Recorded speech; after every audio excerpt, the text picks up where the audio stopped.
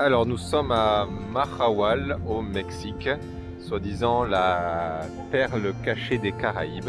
Alors c'est vrai que là quand on regarde, tout semble magnifique, les cocotiers, l'eau translucide qui est au moins à 28 degrés, on se noie dedans, enfin on se noie dedans, façon de parler, on s'y laisse volontiers tremper des heures dedans.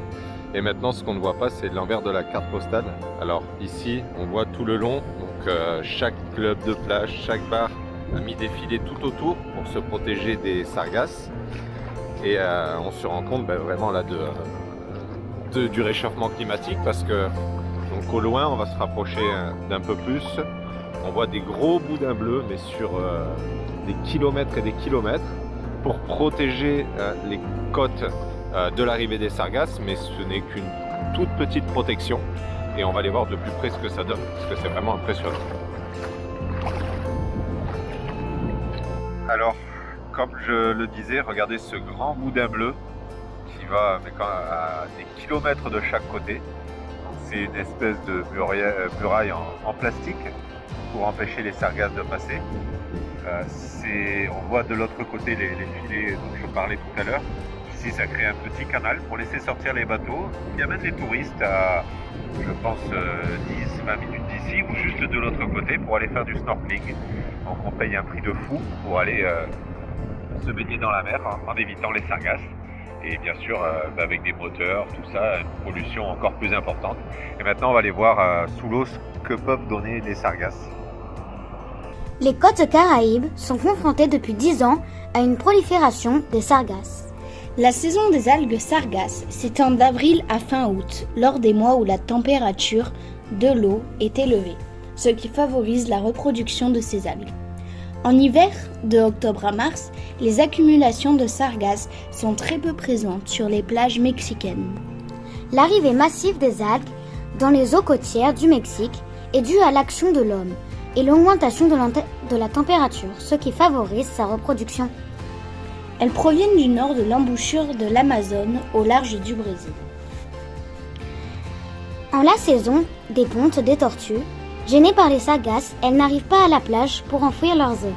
Lorsqu'elles y parviennent, les œufs sont détruits par les bulldozers, ramassant les algues. De plus, ces grands radeaux d'algues provoquent la mort des coraux et les empêchent de voir le soleil. Lorsque ces algues, les sargasses, arrivent sur les côtes, piégées sur la mangrove ou échouées sur la plage, leur dégradation produit de l'hydrogène sulfuré, un gaz toxique dont l'odeur est nauséabonde. Cependant, les pêcheurs les considèrent comme d'excellentes nourricières car les gros poissons viennent s'y alimenter. Alors le massage me tente pas trop ici. Encore, vous n'avez pas l'odeur, parce que l'odeur c'est quelque chose. Et quand on mange des tacos ou des tortas avec l'odeur, c'est moyen.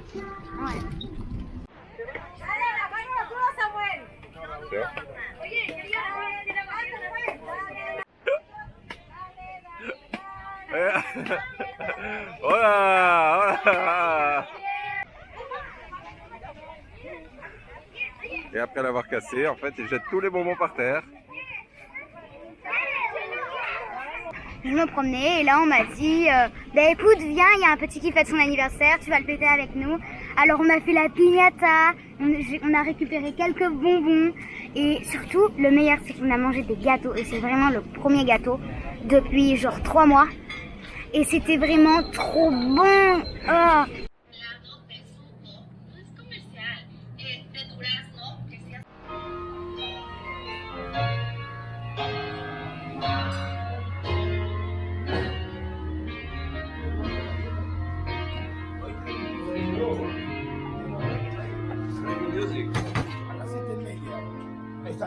Muy bueno.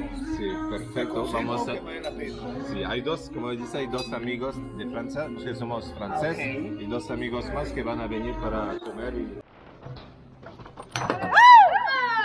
C'est quoi ce bruitage?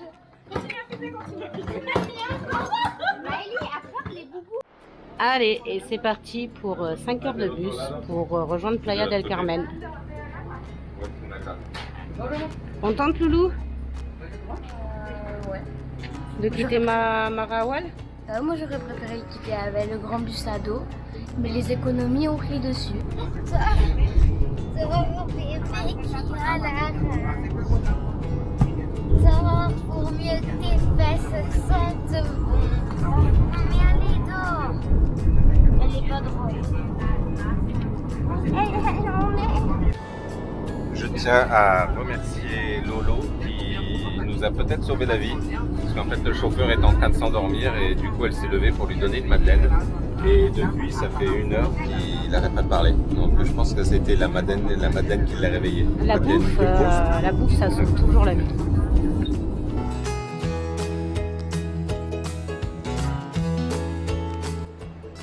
Et voilà, nous sommes arrivés à Tulum et en 3 minutes 30, nous avons trouvé un nouveau collectivo avec masque obligatoire cette fois, c'est bien la première fois. Et comme je disais à Yann, jamais on nous a rien dit pour nos valises et puis des fois quand même, ils prennent pas mal de place.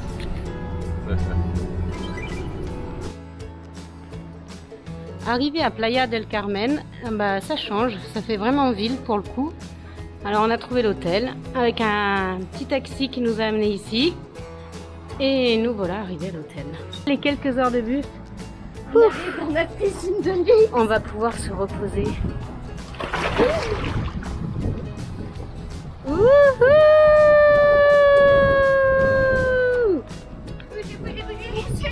Après la petite baignade, petite balade dans la 5e avenue. Alors c'est un peu plus calme qu'à New York, mais on est dimanche, donc c'est sans doute pour ça.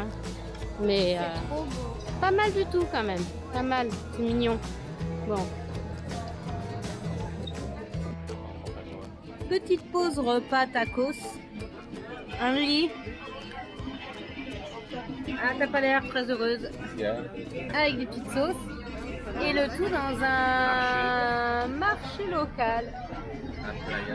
À Playa del Carmen. Fallait le trouver quand même, le truc un peu typique dans Playa del Carmen. C'était pas gagné, mais on l'a trouvé.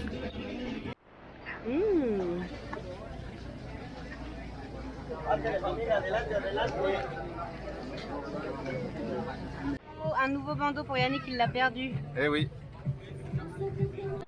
Alors le fromage qui reste dehors à 40 degrés, ça sera sans moi. Et oui, dans le pays de Frida Kahlo, il y a aussi des peintures de Frida Kahlo.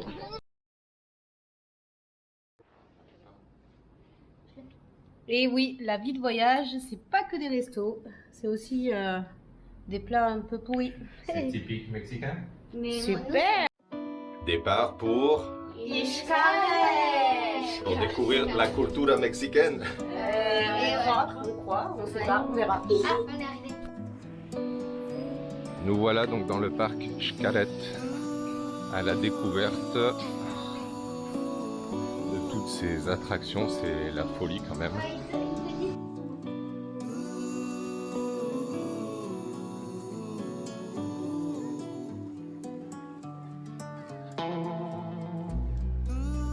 Par là qui la loi? Le pigeon. Tu lui disais? C'était pas un pigeon, c'était une pigeonne. Parce qu'elle s'est pigeon, maquillée. c'était pas une pigeonne. Elle se met de l'eyeliner et tout, après elle joue le bonhomme. Alors on traverse le petit magasin et la clim est à 17 alors que les portes sont vertes. Donc Moyen. c'est un peu triste. Hein. Ouais, c'est vraiment nul. Moi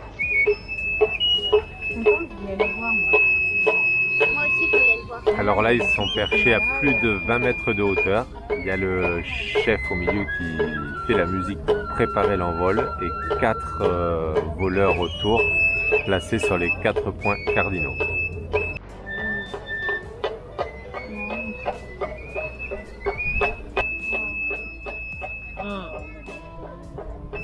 Et comme nous l'avions vu à Tikal, les chiclés, le chewing-gum, vient bel et bien des Mayas qui mastiquaient cette sève d'arbre.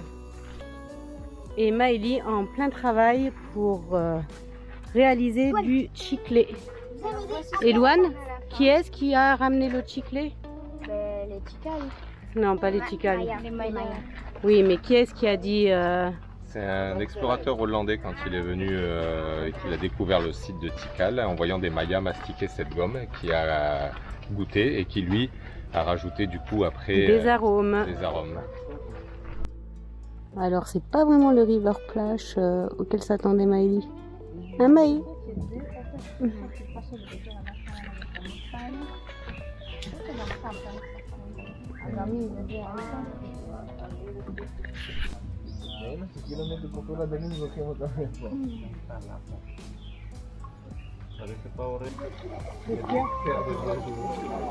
Ah oui, il y a des sables. Non, de venado cola blanca. On va peut-être sortir par là-bas. Ouais. Je commence à faire froid. C'est vrai. C'est 1 heure qu'on détrempe dans l'eau aussi. C'est énorme. C'est impressionnant. Dans le milieu d'un mangrove comme ça. Impressionnant. C'est quoi? C'est quoi là?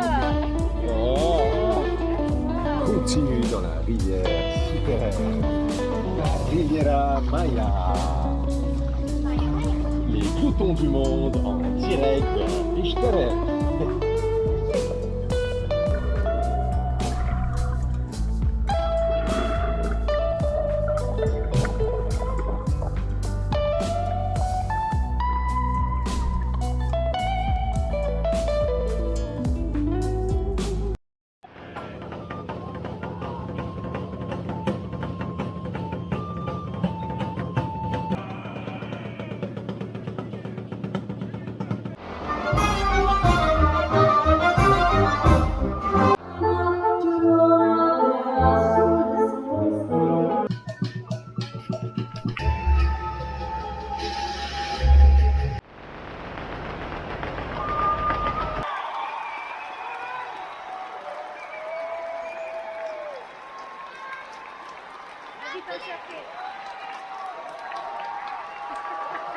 Maëlie, elle part chercher les confettis.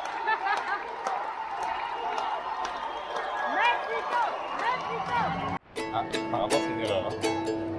Non. Bon, le taxi, Non, ça peut-être se que prépare non, mal. c'est-